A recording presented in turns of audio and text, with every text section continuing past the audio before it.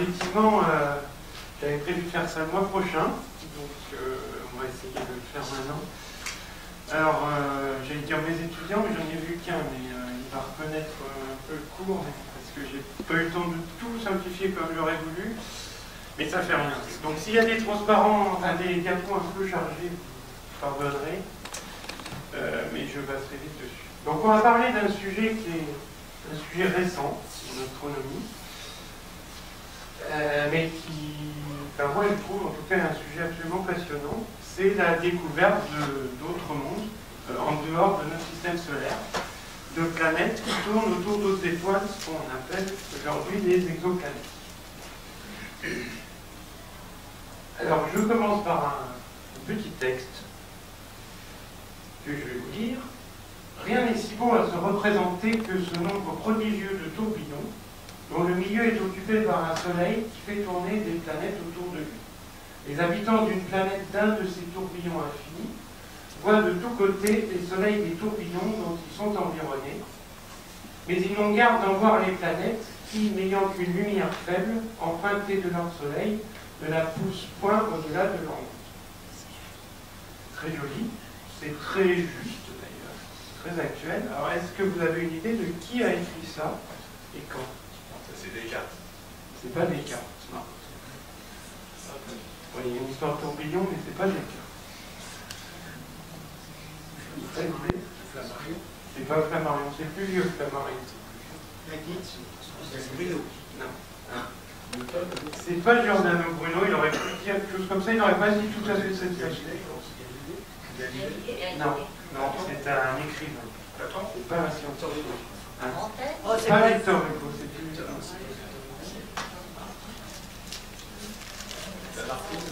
Bernard Le Bouillet comme Fontenelle.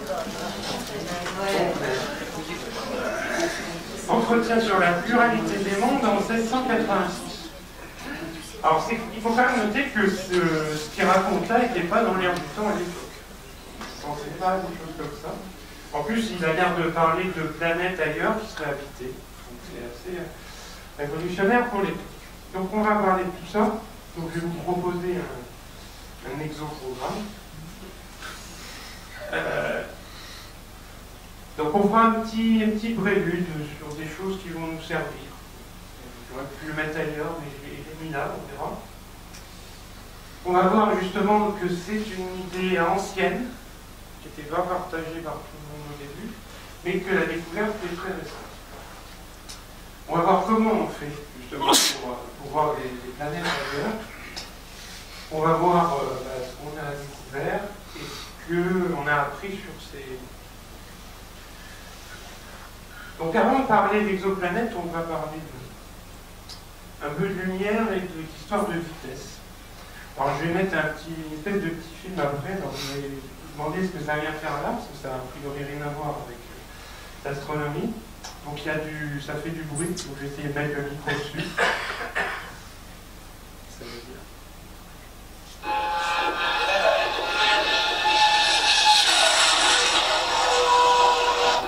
Un peu.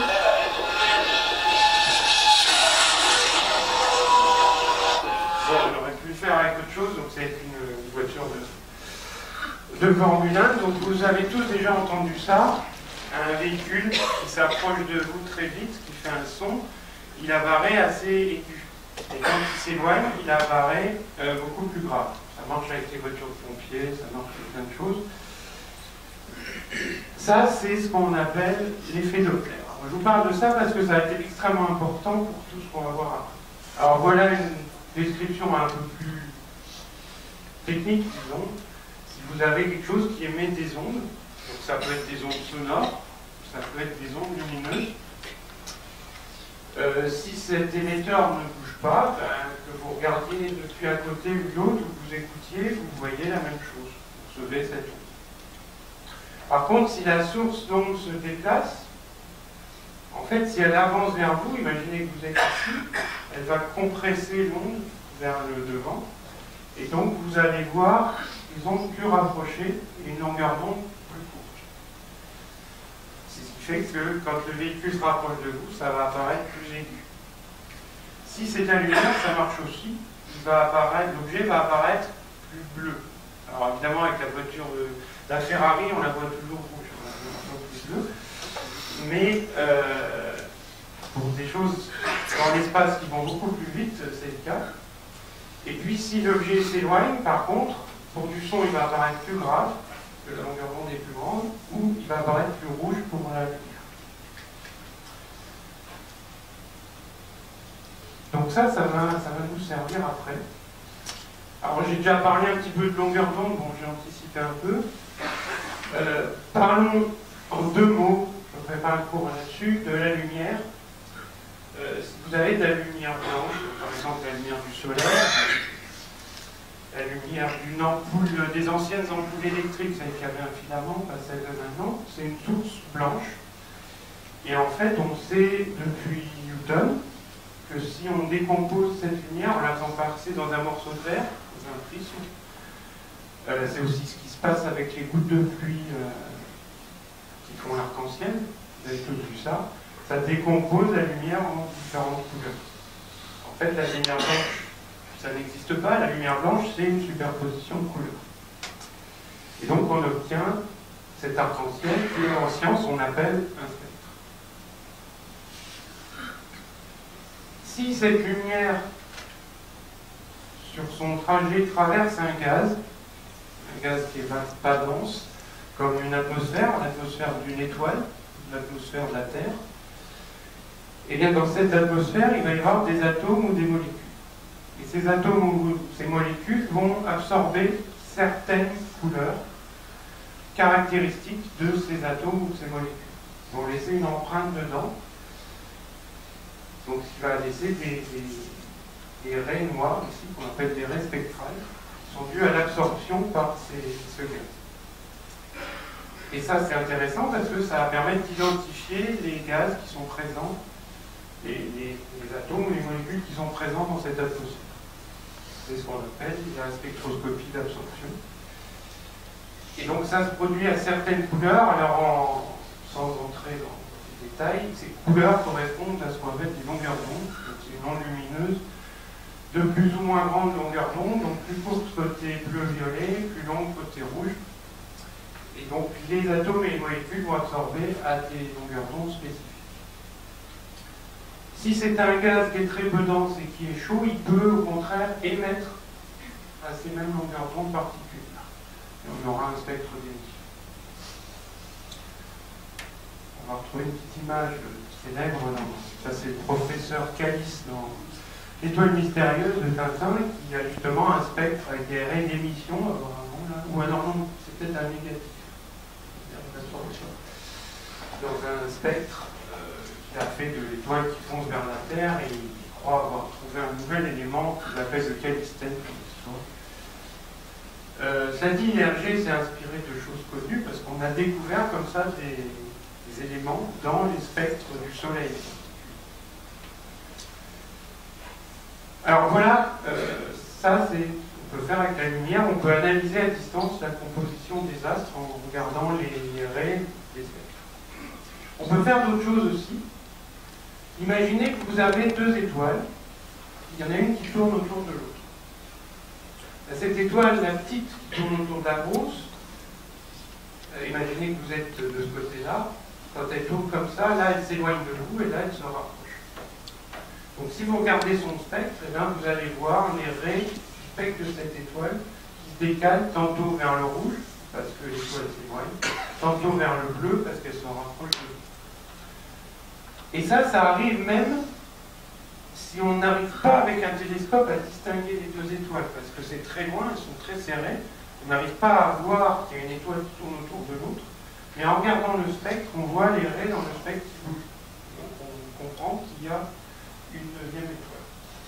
Bon, c'est ce qui se passe sur ces petits dessins. Et c'est d'ailleurs une astronome, Antonia Mori, en 1889, qui avait découvert la première étoile double, comme ça, par spectroscopie. Donc, on peut faire des choses comme ça. On savait déjà à cette époque trouver un compagnon invisible d'une étoile en analysant la lumière. C'est ça qu'il faut retenir. Je vais bientôt finir avec ces trucs techniques-là, je vous rassure. Une étoile également, elle tourne sur elle-même. Alors là, j'ai fait une grosse étoile. Donc si elle tourne sur elle-même, il y a un côté qui s'éloigne de vous et un côté qui se rapproche. Et donc un côté qui est un peu plus rouge et un côté qui est un peu plus bleu. Alors évidemment, c'est très exagéré sur la photo, c'est pas comme ça en vrai. Mais ça produit un effet. Alors, cette portion-là est un peu plus rouge, celle-là encore un peu plus, celle-là encore un peu plus, etc. Celle-là est très bleue, celle-là un peu moins bleue. Et donc, dans le spectre d'étoiles, on a une superposition de spectres avec des raies qui sont plus ou moins décalées vers le rouge ou vers le bleu. Et on peut voir ça sur cette simulation. Ça, c'est la vitesse de rotation de l'étoile à son équateur. Et plus elle va vite, plus on voit des raies dans le spectre qui sont très larges. Donc même si vous n'avez pas compris les détails, c'est pas grave. Ce qu'il faut voir, c'est que si on regarde le spectre d'une étoile, on peut a priori savoir à quelle vitesse elle tourne sur elle. Et le message que je veux faire passer, c'est que la lumière contient plein de messages, justement. On peut voir s'il y a des compagnons cachés, on peut voir à quelle vitesse tourne l'étoile. Alors d'une manière même encore bien plus simple, si une étoile tourne autour d'une autre, et qu'on a la chance que ça se situe dans le bon plan, la petite étoile passe devant la grosse, et bien qu'est-ce qui va se passer? Quand elle va passer devant, elle va masquer une partie de la grosse. Donc elle va diminuer un peu la lumière de l'ensemble. Et pareil, quand la petite passe derrière la grosse, il y a un peu moins de lumière. Et on a trouvé comme ça des étoiles, simplement en regardant au cours du temps, cette fois-ci, là c'est en jour, la lumière, et on voit périodiquement la lumière de l'étoile qui diminue de manière extrêmement régulière. Ça veut dire qu'il y a un compagnon invisible qui tourne autour et qui occulte une partie de l'étoile. Donc ça, c'est des choses qu'on savait faire dès le 19e siècle, et on a détecté comme ça des étoiles doubles. Alors certains se sont dit on pourrait trouver des choses plus petites que des étoiles, on pourrait trouver des planètes autour d'autres étoiles. Le problème, c'est que c'est un peu plus compliqué que ça, parce qu'une planète, c'est quand même beaucoup plus petit. Donc on voit ici Fontenelle. Alors effectivement, Fontenelle, il s'inspirait de Descartes avec ses histoires de tourbillons. L'idée d'avoir des planètes ailleurs que dans le système solaire, c'est une idée assez ancienne. On doit même en trouver quelques traces dans l'Antiquité, mais c'est plutôt rare. Mais c'était loin d'être une idée partagée pour tous, parce que le dogme a été très longtemps que c'est la Terre qui est au centre de l'univers. Donc, les étoiles, c'était souvent, on appelait ça les étoiles fixes. Donc, on les imaginait sur une sphère, on appelait la sphère des fixes, et on ne faisait pas de lien, a priori, entre le Soleil et les étoiles. Du coup, on était loin d'imaginer des planètes autour de nous. Alors, un des premiers qui a vraiment dit ça, c'est Giordano Bruno, qui était un Italien, philosophe, disons, qui a émis l'idée que les étoiles étaient semblables au Soleil, c'est-à-dire que le Soleil était une étoile, et que les étoiles étaient de même nature, et qu'elles pouvaient être entourées de planètes. Il allait même encore plus loin, qu'elles étaient probablement habitées. Alors ça, à l'époque, c'était évidemment très révolutionnaire. Alors Bruno, il a dit plein d'autres choses sur plein d'autres sujets, religieux en particulier, ce qui fait que l'ensemble l'a conduit à finir sur le bûcher en 1600. Il n'était pas très... Il ne rigolait pas beaucoup avec ces choses-là à l'époque. Vous savez que peu de temps après, Galilée, lui, alors il n'a pas parlé des exoplanètes, etc. Il a montré que la Terre tournait autour du Soleil, ce qui lui aussi lui avait quelques ennuis, un peu plus soft, quand même. Pas longtemps après, donc Fontenelle avait repris cette idée dans son livre, et puis, quasiment juste un an après, Isaac Newton, donc le père de la gravitation universelle, avait écrit « Si les étoiles fixes sont les centres de systèmes semblables, Donc ça y est, lui, il saute le pas, il met les étoiles comme des soleils. Ils seront alors tous construits selon le même concept et sujets à la domination de l'un. C'est sa façon à lui, en fait, pour Newton, ça veut dire que c'est sa façon à lui de dire que pour lui, les lois de la physique sont les mêmes partout. Alors ensuite, dans les siècles qui ont suivi, l'existence de planètes autour de nos étoiles, ça a été un sujet de science-fiction très courant dans plein de films. Et finalement, c'était devenu banal de parler de planètes ailleurs. Ce qui fait que des fois, quand je fais cette conférence pour des jeunes, des lycéens, ça n'a pas l'air de les étonner plus que ça. À la fin, ils me posent d'ailleurs des questions sur les trous noirs. J'espère que c'est pas ce que vous faites, que ça n'a rien à voir. C'est tellement banal de parler d'autres planètes que ça semble tout à fait normal. Or, pendant longtemps, ça n'a pas été pour les scientifiques si normal que ça. Il y avait même jusque dans les début des années 90, des scientifiques qui se demandaient si le système solaire n'était pas un accident, s'il n'était pas unique. Parce que tout de suite, certains disaient qu'on n'a jamais trouvé de planète ailleurs. Et peut-être que le système solaire s'est formé de manière par un cataclysme ou quelque chose comme ça, et en fait, il n'y a peut-être aucune planète ailleurs. Et donc c'est récemment que la situation a changé. Alors déjà en 1990, il y a ce monsieur-là qui a trouvé un truc très étrange.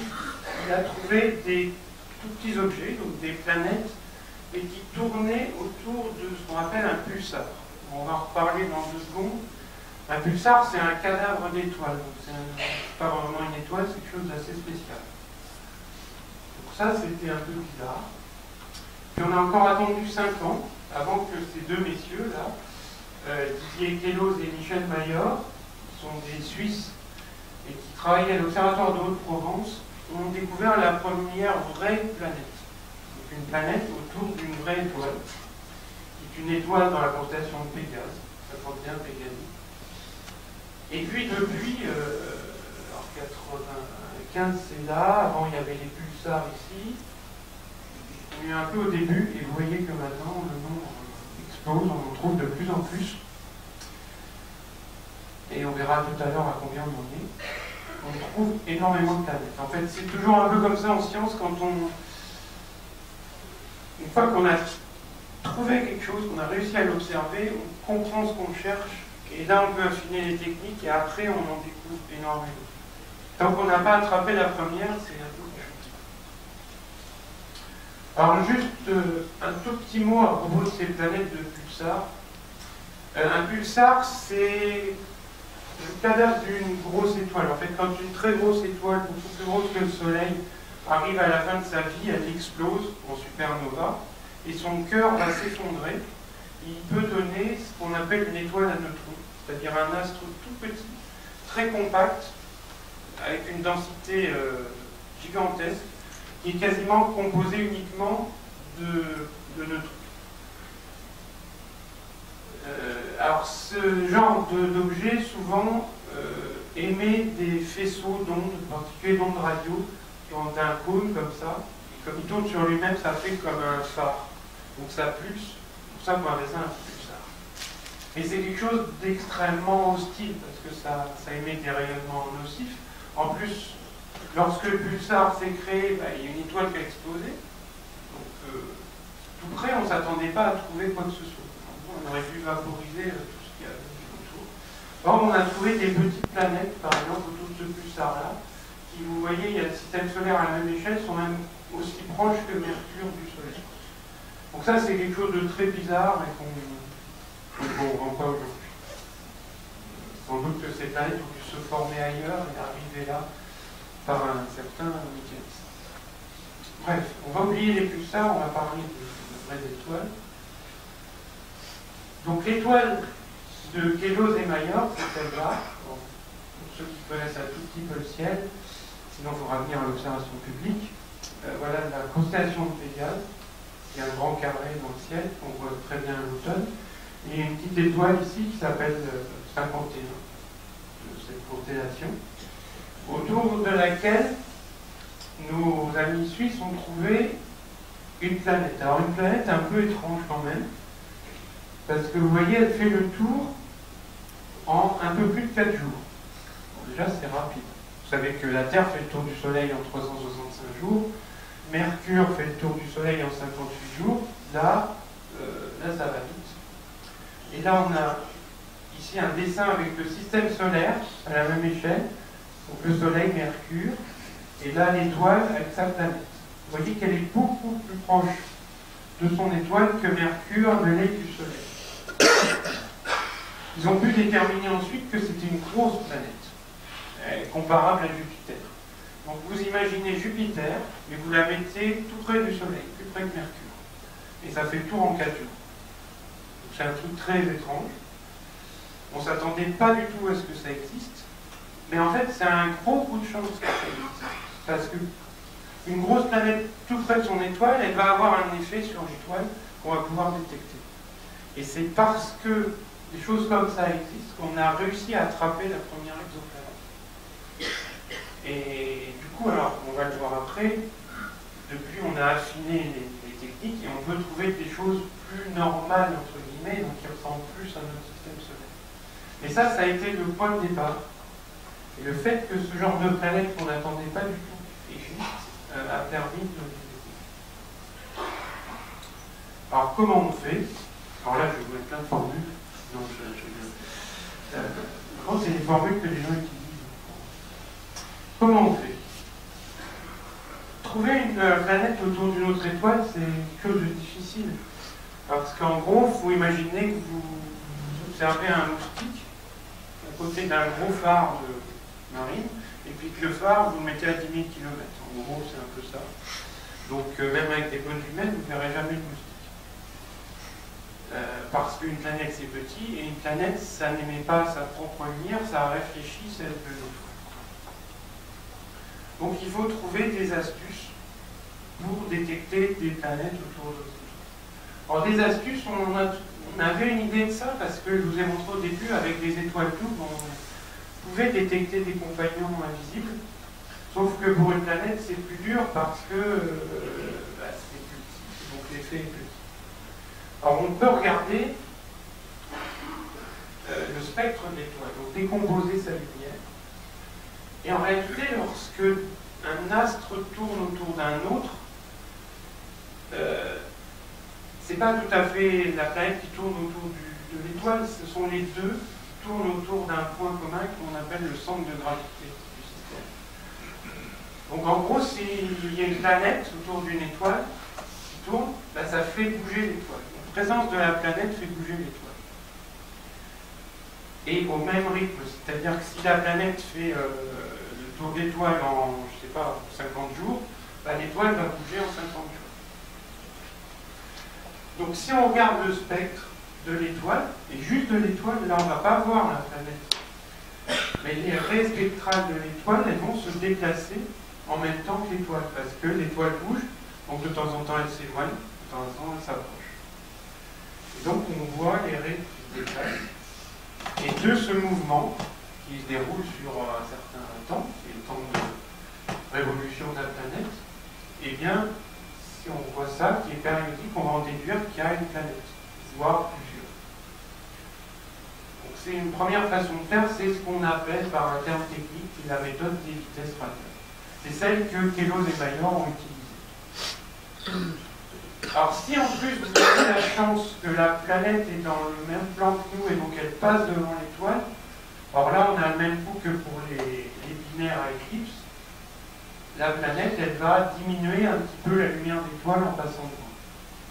Alors, par contre la planète c'est beaucoup plus petit qu'un compagnon stellaire, donc cette diminution est très faible, il faut des techniques assez sensibles. Et puis il y a même une autre technique sur laquelle je ne vais pas m'étendre, je reviendrai un tout petit peu tout à l'heure, qui utilise la relativité générale d'Einstein. C'est un peu plus spécial. C'est surtout ces deux-là qu'on va parler. Alors, vous imaginez bien que pour voir ces effets, effectivement, s'il y a une grosse planète et qui est près de l'étoile, on va mieux voir ce qui se passe. Mais petit à petit, maintenant, on affine les techniques, je vous montrerai après, et on arrive à détecter des planètes de plus en plus petites et de plus en plus loin de leur étoile. Alors,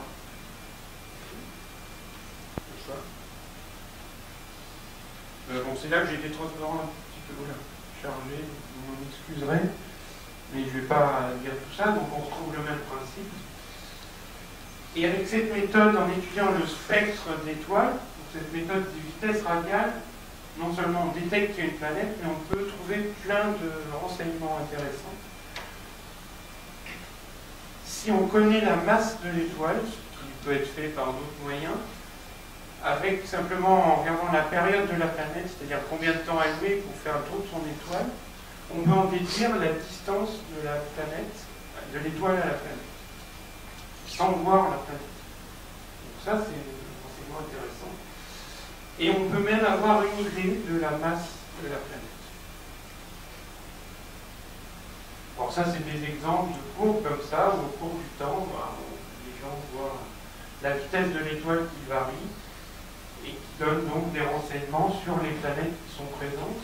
Alors des fois c'est une belle courbe comme ça, des fois c'est quelque chose de plus irrégulier qui donne d'autres renseignements sur l'orbite précise de la planète. Je ne vais pas rentrer dans le détail, mais on peut vraiment avoir plein de renseignements, toujours sans voir la planète.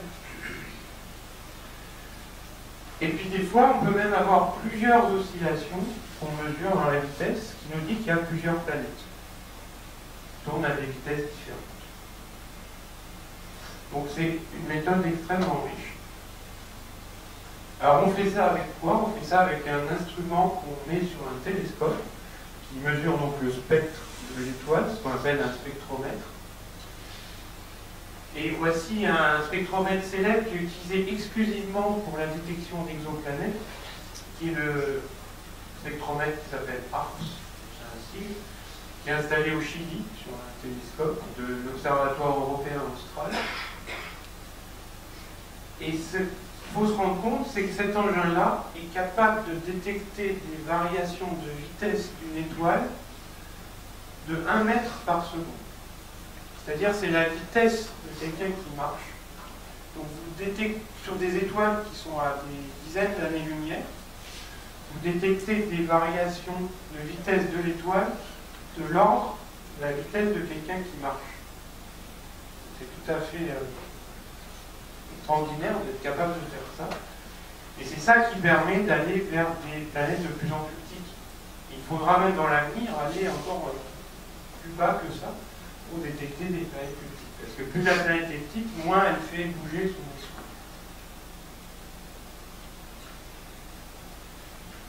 La deuxième méthode, c'est effectivement quand on a la chance que la planète puisse passer devant l'étoile. Et donc elle fait diminuer la lumière de l'étoile. Alors évidemment, quand on a une planète comme ça, on a aussi la méthode des vitesses radiales en même temps. On a les deux en même temps. Et là, c'est un peu le jackpot parce qu'on a encore plus d'informations. Si on regarde de combien la lumière de l'étoile diminue quand la planète passe devant, on peut avoir une bonne idée de la taille de la planète. Et donc là, si on a sa taille, on a sa masse, on a sa distance, on commence à savoir déjà pas mal de choses. Et donc c'est une méthode qui est extrêmement utilisée. Ça c'est un exemple d'une planète qui passe de temps en temps dans son étoile, donc la lumière diminue. Alors là c'en est une encore qui va assez vite, parce que vous voyez c'est en jours, donc là 0, 1 jour, 2 jours. Celle-là elle tourne très vite autour de son étoile, il y a à peine 2 jours, un peu plus de 2 jours. On en trouve des...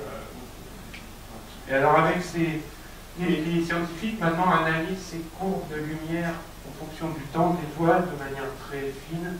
On peut détecter toutes sortes de choses, on peut même voir des effets dus à la phase de la planète. Et quand la planète est de ce côté, il y a un côté éclairé et un côté sombre. On peut détecter ça. Et toutes sortes de choses. Alors c'est une technique qui s'est développée à une vitesse fulgurante, puisqu'il y a même maintenant des amateurs qui font ça. Ils peuvent voir les transits de planètes devant une étoile. Ça, c'est un Américain.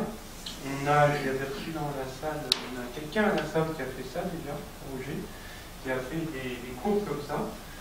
Alors ça se fait avec un matériel qui n'est pas extraordinaire finalement, un télescope, un appareil photo. Je simplifie un peu, mais en gros on fait des photos pendant 3 heures, un intervalle régulier. Et puis après il y a des logiciels qui reconstituent la variation de luminosité de l'étoile.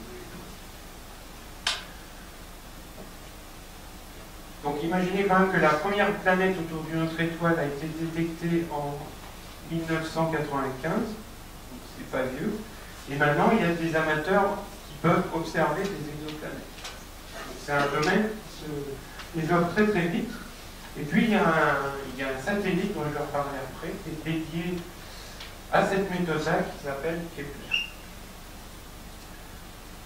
Bon, ça, c'est un truc un peu compliqué que je vais passer. C'est juste pour vous expliquer qu'en utilisant le fait que lorsqu'une étoile tourne sur elle-même, il y a un côté plus bleu, entre guillemets, et un côté, entre guillemets, plus rouge.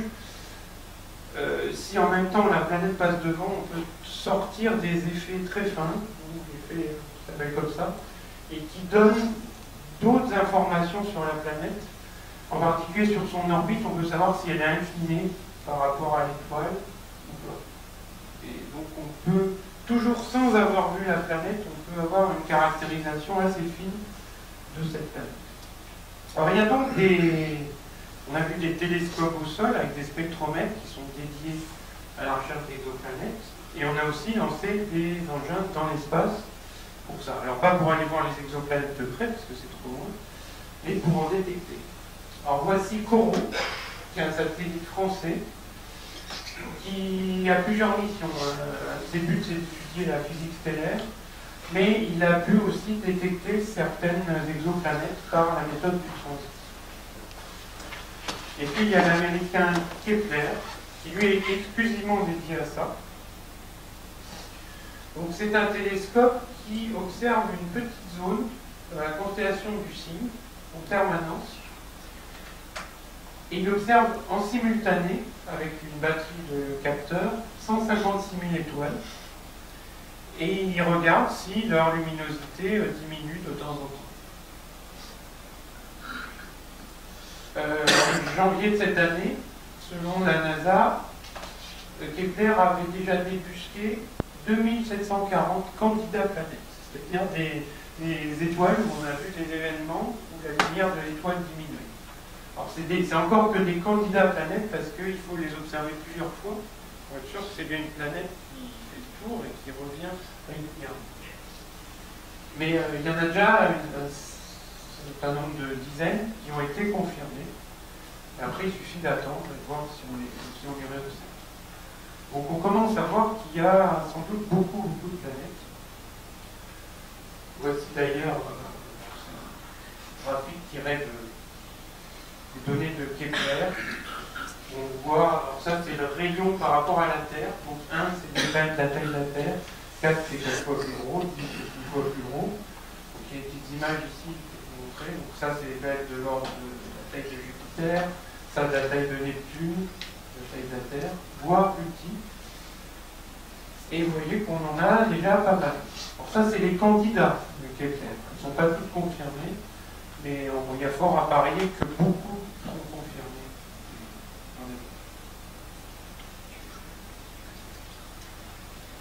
Et avec tout ça, on peut même faire encore plus fort. On peut aller encore un petit peu plus loin dans la caractérisation de ces planètes que pour l'instant, dans ce que je vous ai montré, on ne voit toujours pas.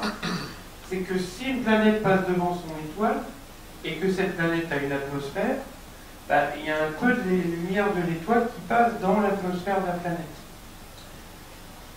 Et ça, c'est ce que je vous disais au début. Si ça traverse ce gaz, on va avoir dans la lumière de l'étoile qui a traversé ce gaz l'empreinte des atomes et molécules qui sont présents dans l'atmosphère de la planète. Et a priori, on pourrait faire comme ça un spectre de la planète et savoir de quoi est faite son atmosphère. En pratique, l'idée, c'est de faire un spectre de l'étoile quand la planète est derrière et un spectre quand elle est devant. Et comme ça, on pourrait avoir le spectre de la planète. Alors dit comme ça a l'air très facile. En pratique, c'est extrêmement compliqué parce que ça veut dire extraire un tout petit signal de plein de bruit. Mais on est arrivé à le faire dans quelques cas comme je vous montre. Alors il y a une dernière méthode, j'en dis quand même un tout petit mot, qui est un peu spécial, qui utilise la relativité générale. Vous imaginez que vous avez une étoile ou une galaxie, enfin une étoile plutôt très lointaine, et une autre étoile qui passe devant. En fait, quand l'autre étoile passe juste devant la lointaine, ça provoque une petite déviation des rayons lumineux de l'étoile lointaine. Ça, c'est Einstein qui nous dit ça. Donc ça s'observe, ça fait un pic lumineux comme ça. Et évidemment, s'il y a une planète à côté de l'étoile, on a un deuxième petit pic qui est dû à la planète. Donc ça a été utilisé, cette méthode. On a détecté 16 planètes comme ça. Le problème de cette méthode, c'est que c'est une méthode à un coup parce que l'étoile qui passe devant l'autre, là, elle va passer une fois. Puis après, il peut se passer des milliers d'années avant qu'elle repasse devant une autre étoile. Donc, bon, on voit qu'il y a quelque chose à côté de cette étoile, mais on n'en saura pas beaucoup plus. Donc c'est plus anecdotique, mais c'est quand même utile. Mais alors, il y a quand même des gens qui se sont demandé, mais est-ce qu'on ne pourrait pas quand même en voir une, vraiment parce qu'on les détecte de manière indirecte, mais est-ce qu'on ne pourrait pas vraiment voir les planètes autour de nous? Alors c'est extrêmement difficile, comme je vous disais, c'est faire l'image d'un moustique à côté d'un phare, donc c'est compliqué. Et pourtant, on a finalement réussi à faire ça, plutôt qu'on ne s'y attendait, en combinant différentes astuces. La première astuce, c'est se dire on va essayer de cacher l'étoile, et juste l'étoile, pour arriver à voir juste à côté s'il y a quelque chose ou pas. C'est un petit peu, c'est pas très simple à faire. On utilise un principe qui s'appelle le coronographe. Au départ, le coronographe, ça a dû être inventé au 19e siècle, je crois, pour observer le soleil. Parce que vous savez que c'est très intéressant d'observer une éclipse de soleil. Quand la Lune passe devant le soleil, elle masque le soleil, et à ce moment-là, on arrive à voir ce qu'on appelle la couronne solaire, qui est l'atmosphère du soleil. Et jusqu'à une certaine époque, c'était le seul moyen de voir l'atmosphère du soleil. Donc il y a des gens qui ont l'idée d'intercaler un masque dans une lunette ou un télescope sur le chemin des rayons lumineux pour faire comme la Lune et cacher le soleil et voir son atmosphère. C'est le coronographe. Parce que ça permet de voir la couronne du soleil. Le coronographe. On peut faire la même chose avec une étoile. Mais alors là, on ne va pas voir l'atmosphère de l'étoile, mais on va essayer de voir s'il y a quelque chose tout près de l'étoile, comme une planète. Donc ça marche, mais c'est pas très simple, parce que cacher juste un point qui est l'étoile, ça fait plein de cochonneries, en gros, sur l'image, et on ne voit pas bien. Alors les gens ont réussi à faire plusieurs choses. On peut combiner, par exemple, deux longueurs d'onde. Parce qu'une étoile, ça rayonne dans le visible. On voit l'étoile, la lumière visible.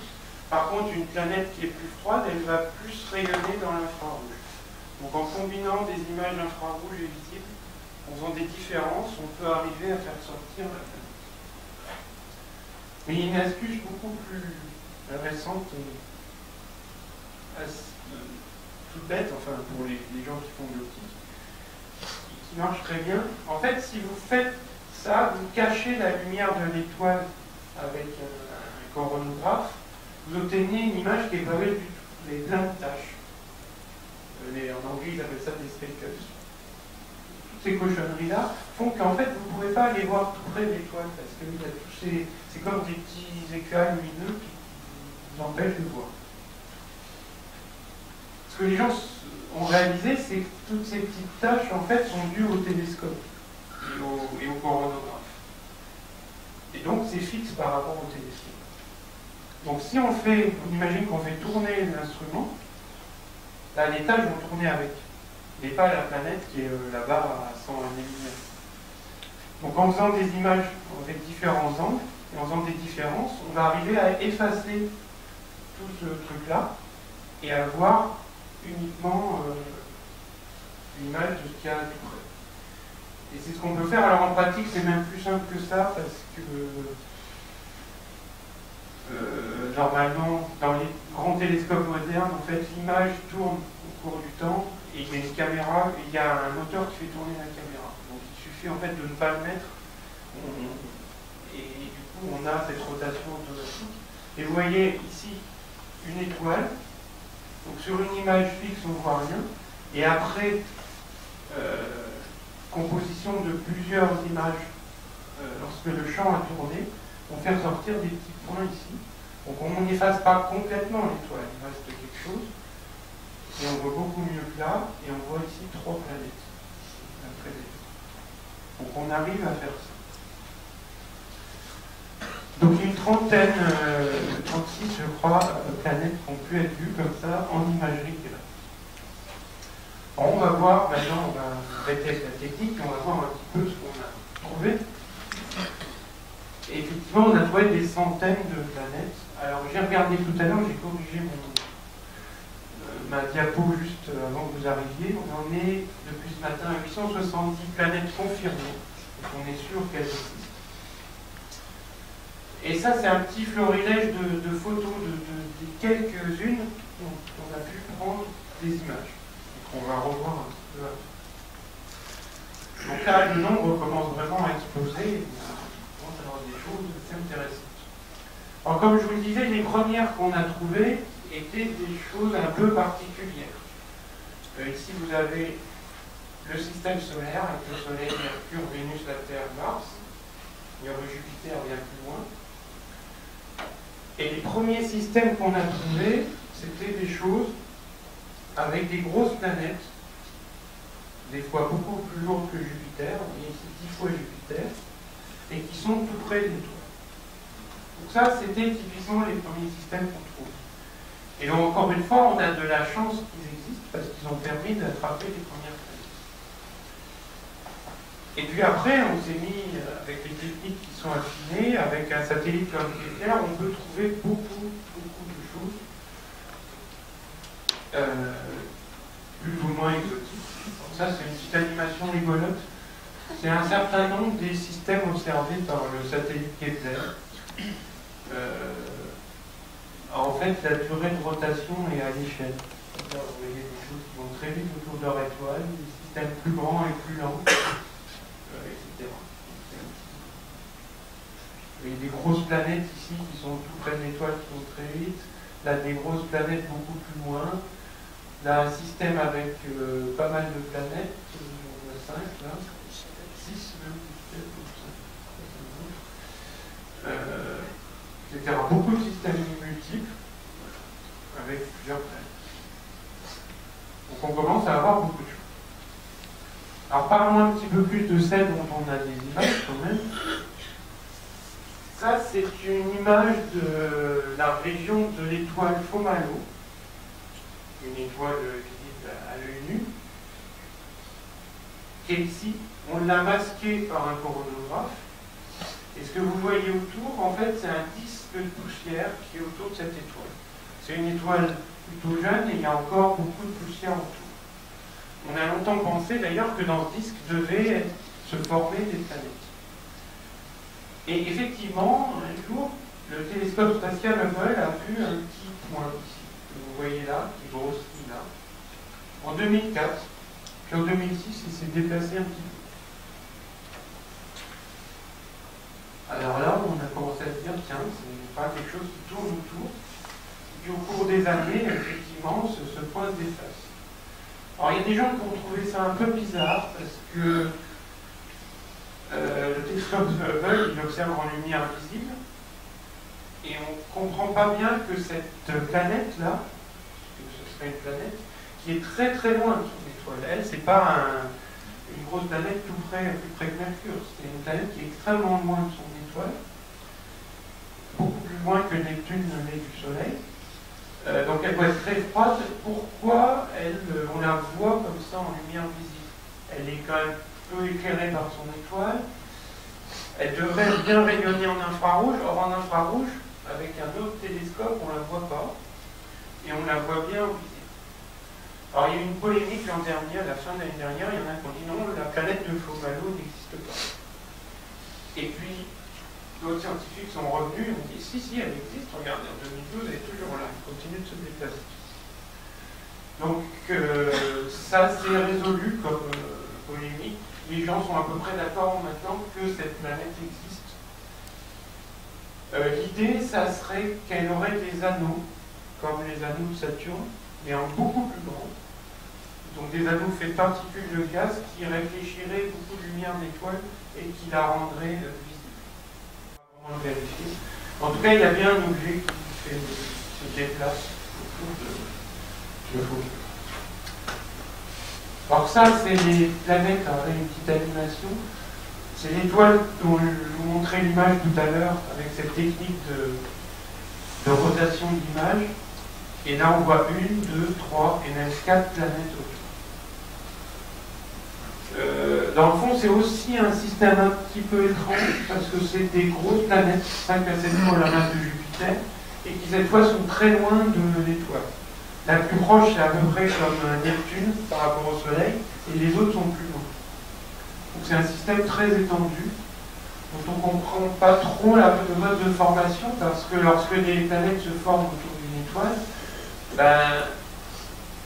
quand on est très loin de l'étoile, il y a moins de matière. Donc on ne va pas trouver des grosses planètes. Pourtant là, c'est un autre bel exemple, c'est l'étoile Beta Pistorius, dans la constellation du Peintre, dans l'hémisphère sud. Là encore, on a une étoile qui est masquée, avec un disque de poussière qui est vu par la tranche, et on a une planète, que vous voyez ici en octobre 2003, puis en novembre 2009, elle a fait un demi-tour autour de son étoile. Donc là encore, une planète géante, assez loin de l'étoile, et on continue de l'observer. Donc ça, ce sont les quelques systèmes qu'on peut voir directement, il n'y en a pas beaucoup. Les autres sont vus de manière indirecte, comme j'avais expliqué avant. Alors on trouve absolument de tout. Il n'y a pas que des systèmes avec une planète, il y a même un système avec beaucoup de planètes. Voilà un système avec 6 planètes. Or là encore, il est un petit peu étrange, parce que là, vous avez le système solaire avec Mercure et Vénus. Et là, on voit que ce système, il a ces 6 planètes qui tiendraient dans l'orbite de Vénus, qui sont très proches de leur étoile. Donc c'est un peu encombré, hein, ce système. Alors peut-être d'ailleurs qu'il a des planètes plus lointaines, on ne sait pas encore. Mais en tout cas, voilà un système avec beaucoup de planètes, et on a trouvé énormément de systèmes multiples. Et on a des systèmes multiples dans l'autre sens. Pour ceux qui connaissent Star Wars, la planète de Luke Skywalker tourne autour d'un système avec 2 étoiles. Et on a trouvé des planètes dans des systèmes avec plusieurs étoiles. Jusqu'à ce qu'on en découvre, les théoriciens disaient non, c'est pas possible, ça va être instable. Une planète comme ça, elle va être éjectée du système. Et en fait, non, parce qu'on en trouve. On a pu refaire des calculs après, on montre que ça peut être stable dans certaines conditions. Donc celle-là, le nom là, elle a été surnommée tout de suite Tatooine, parce qu'elle est dans un système à 3 étoiles. Elle tourne autour d'une des étoiles d'un système à 3 étoiles. Donc ça doit être un peu étrange. On trouve un soleil dans le ciel. Alors ça, c'était le cas d'une planète qui tourne autour d'une étoile d'un système de plusieurs étoiles. Mais on a aussi l'autre cas qu'on appelle circumbinaire. C'est-à-dire que vous avez 2 étoiles qui tournent l'une autour de l'autre et une planète qui fait le tour de l'ensemble. Ça existe aussi. On a trouvé plusieurs exemples. Donc finalement, la leçon, c'est aussi que la nature a toujours beaucoup plus d'imagination que nous. Et il existe des tas de choses qu'on pensait parfois impossibles. Voilà d'ailleurs un exemple en photo, qui est récent. Donc c'est 2 étoiles que vous voyez là, qui sont à peu près semblables et très proches l'une de l'autre. Et il y a une planète, alors on ne sait pas trop si c'est une planète ou une étoile ratée.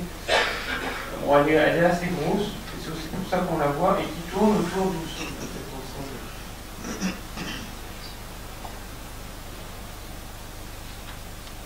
finalement, on peut faire un petit bilan de ce qu'on a découvert jusqu'à présent, parce que vous voyez bien que c'est un sujet qui accélère de manière exponentielle, et dans les années à venir, on va trouver encore beaucoup plus de choses étonnantes. Et peut-être que si moi ou quelqu'un revient faire cette conférence dans 4-5 ans, on aura des choses complètement différentes à vous dire. Les tailles. On a trouvé toutes sortes de planètes, des plus grosses que Jupiter et des plus petites que la Terre. On a trouvé un peu de... On va voir des exemples après. On est maintenant vraiment, on commence à battre des records de petites planètes. Alors évidemment, il y a ces gros trucs-là qui sont quand même des planètes, mais qui sont des géants de gaz comme Jupiter.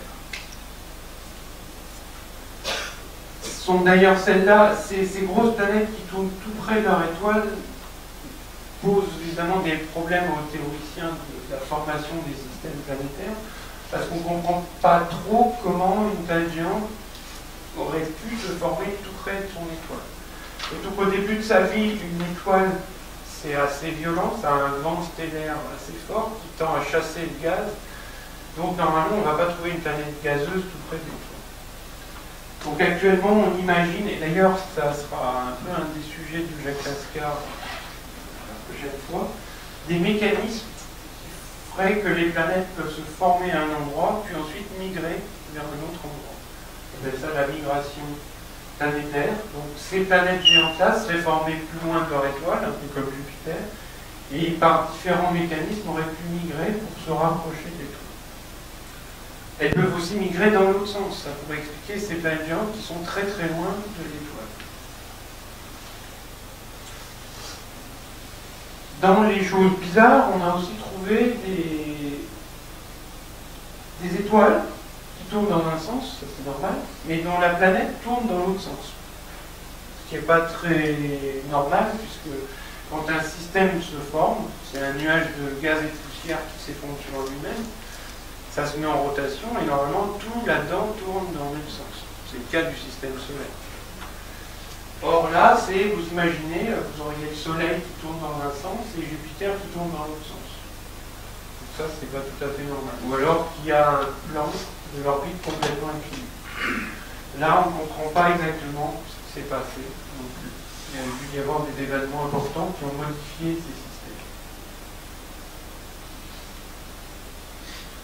Et puis, je vous disais, on peut, ne cherchez pas à comprendre la courbe, c'est juste une jolie courbe que moi j'aime bien pour vous montrer qu'on peut faire des choses étonnantes, qui est de prendre, comme on l'a évoqué tout à l'heure, des spectres de planètes et avoir une idée de leur composition atmosphérique.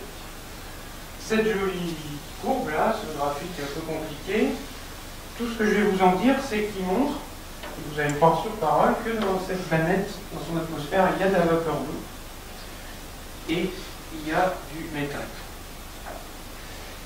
Donc, c'est quand même assez étonnant parce qu'on n'est pas si longtemps que ça après la découverte de la première exoplanète, mais on est déjà à pouvoir, pour certaines en tout cas, analyser leur composition. Donc ça, c'est quelque chose qui va être très important dans les années à venir. Il y a d'ailleurs des projets d'instruments dédiés à ça pour étudier la composition d'atmosphère d'exoplanètes. Ça, c'est des exemples comme ça de spectres d'exoplanètes. On a trouvé aussi du gaz carbonique, du monoxyde de carbone, etc. Plein de choses. Alors, les planètes dont on voit les images, on peut même commencer à en faire des spectres. Il y a des projets là-dessus qui vont se développer. Ça a été le cas, par exemple, on reconnaît toujours ce système avec 4 planètes qu'on voit en imagerie. Et là, on a pu faire un spectre récemment de celle-ci, la planète C, qui montre, là encore, qu'il y a de l'eau, du méthane et du monoxyde de carbone.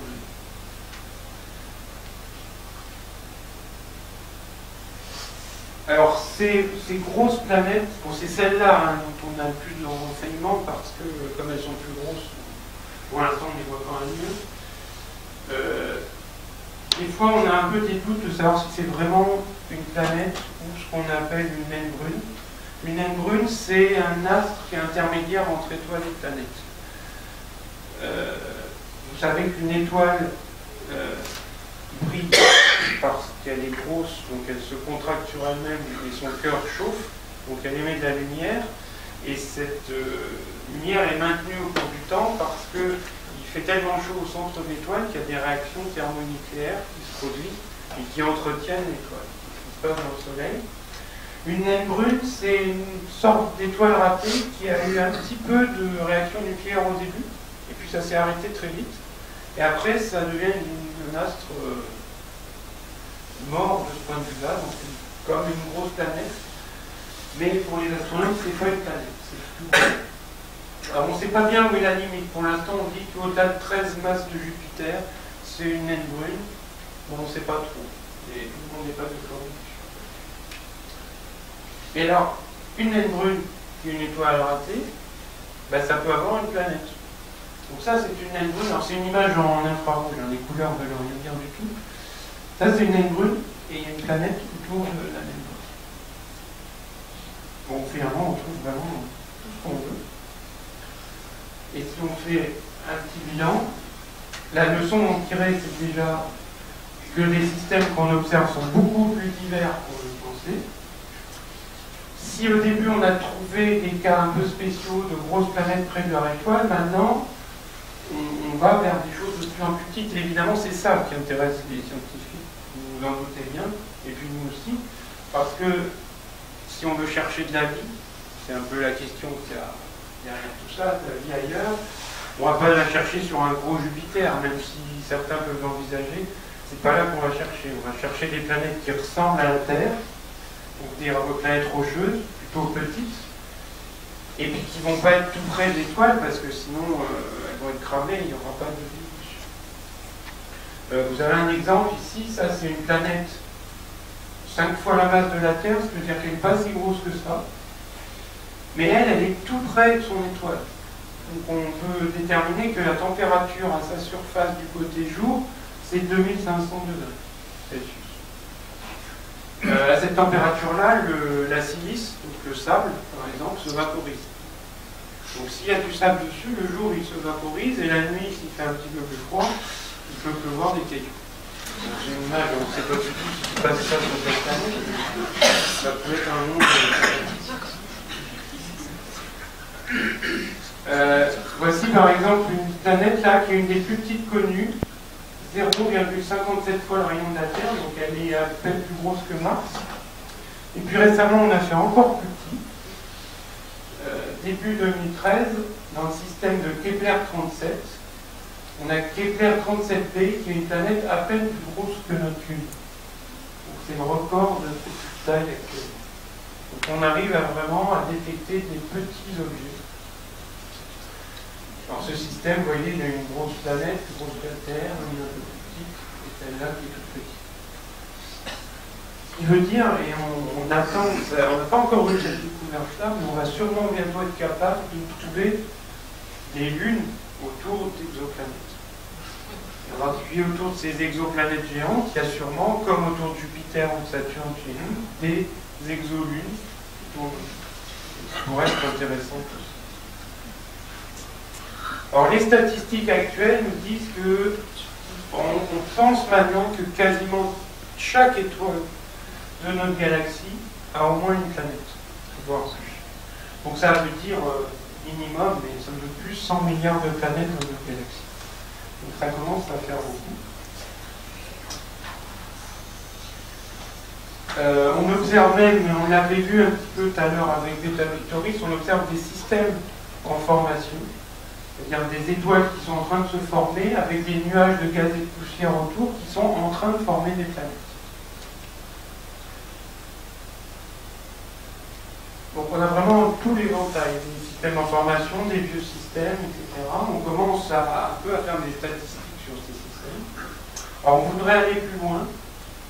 Alors il y a des projets un petit peu grandioses, ça je ne sais pas du tout, on ça verra peut-être toujours dans un futur plus ou moins lointain, c'est l'idée de mettre dans l'espace une constellation de télescopes qui doivent rester,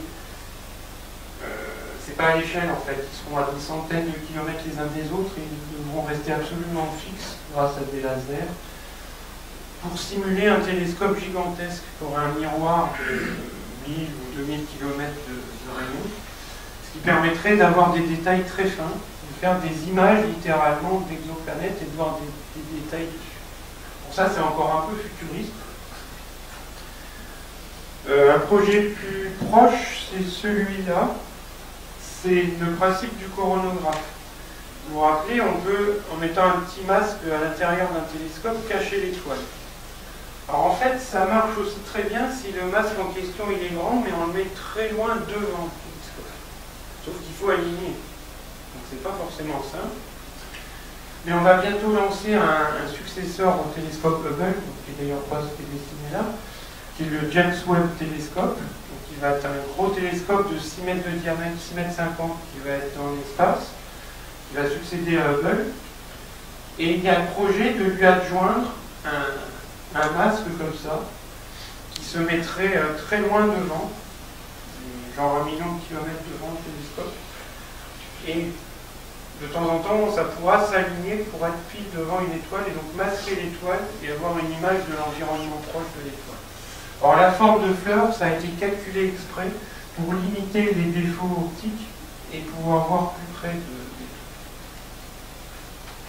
Donc ça c'est plus proche que le projet précédent, parce que c'est pas si difficile que ça. On sait faire des voiles comme ça qu'on peut mettre dans l'espace. Alors évidemment, tout ça, ça sous-tend une question, comme je disais, qui est la recherche de vie dans l'espace, sur d'autres planètes. Alors qu'est-ce qu'on va chercher? On va chercher quelque chose qui ressemble à ce qu'on connaît. Donc a priori, on va chercher de la vie sur une planète qui a une surface solide, donc pas une géante gazeuse, donc une planète de type terrestre, et qui va être pas trop chaude et pas trop froide. Parce qu'on se dit que la vie, si ça ressemble à ce qu'il y a sur Terre, elle a besoin d'eau. Et d'eau liquide, parce que l'eau liquide, c'est un très bon solvant, c'est ce qu'on trouve de mieux pour faire de la chimie organique, etc. Donc ça peut se calculer. Quand on a une étoile donnée, on peut chercher la distance à laquelle il est possible d'avoir de l'eau liquide.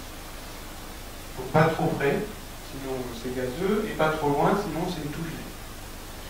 Donc dans le système solaire, et ici on a la Terre évidemment qui est au milieu de cette zone, vous savez qu'on a de l'eau liquide. Pas que de l'eau liquide. Mars est à l'extrême limite.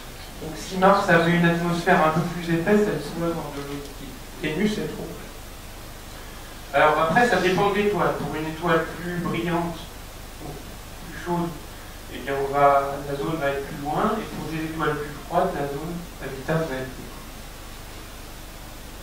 Alors ça, c'est une notion qui a relativisé, parce que vous savez peut-être que, par exemple, les planètes géantes du système solaire ont des satellites de gaz, dont certains ont vraisemblablement de l'eau liquide sous la surface de gaz. C'est le cas par exemple d'Europe, qui est un satellite de Jupiter, qui a une croûte de gaz sous laquelle il y a un océan liquide. Donc on peut très bien imaginer de la vie dans un océan comme ça. Par contre, si ça existe autour d'exoplanètes lointaines, ça va être difficile à détecter, parce que déjà, il faudra avoir des lunes comme ça, et puis ensuite, il faudrait savoir ce qui se passe sous leur surface. Donc c'est un peu compliqué.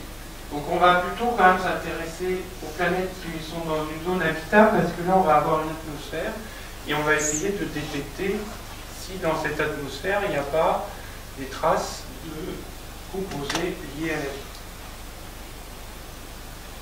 Alors voilà un exemple. Alors il y a déjà des systèmes où on a des planètes dans la zone habitable. Alors ici vous avez toujours, pour avoir une échelle, le Soleil, les planètes du système solaire, donc avec la Terre, et Mars, plus ou moins dans le zone habitable. Et là, l'IS 581, qui est une étoile naine rouge, donc une petite étoile, plus froide que le Soleil. Donc sa zone habitable est plus près, mais elle a 6 planètes. Et a priori, il y en a 2 dans la zone habitable. Elles ne sont pas trop grosses, un peu plus grosses que la Terre, mais pas. Non, ce n'est pas des géantes de gaz. Donc, qui sait, peut-être qu'il pourrait y avoir de la vie là-dessus. C'est pas obligé non plus, parce que on ne sait pas du tout pour l'instant à quoi ressemble ce gaz. Alors j'ai quasiment terminé, je finis juste par un petit tip de, si vous vous intéressez au sujet, parce que c'est un sujet qui évolue en permanence, il y a des moyens de se tenir informé. Il y a toutes sortes de sites. Exoplanet.eu, c'est un site qui vous dit en permanence l'actualité des exoplanètes. Donc toutes les découvertes sont dessus avec des détails. Il y a des catalogues d'exoplanètes, même un catalogue maintenant d'exoplanètes habitables. Alors c'est assez marrant parce que des fois, ils vous disent dessus, bah non, celle-là elle n'est plus, parce qu'on a réévalué sa distance. Ah ben celle-là elle est peut-être habitable, etc. Il y a des sites très pédagogiques qui vous expliquent les méthodes de détection. Et puis vous pouvez même vous amuser sur votre téléphone d'avoir une application qui vous prévient à chaque fois qu'il y a une découverte d'exoplanète, donc ça fait bzz dans votre poche. Ce matin, ça a fait bzz, c'était la 872e. Et ça vous donne des renseignements sur les planètes en question. Donc voilà, c'est un petit tour de ce sujet tout jeune et en évolution constante des exoplanètes. Merci pour votre attention.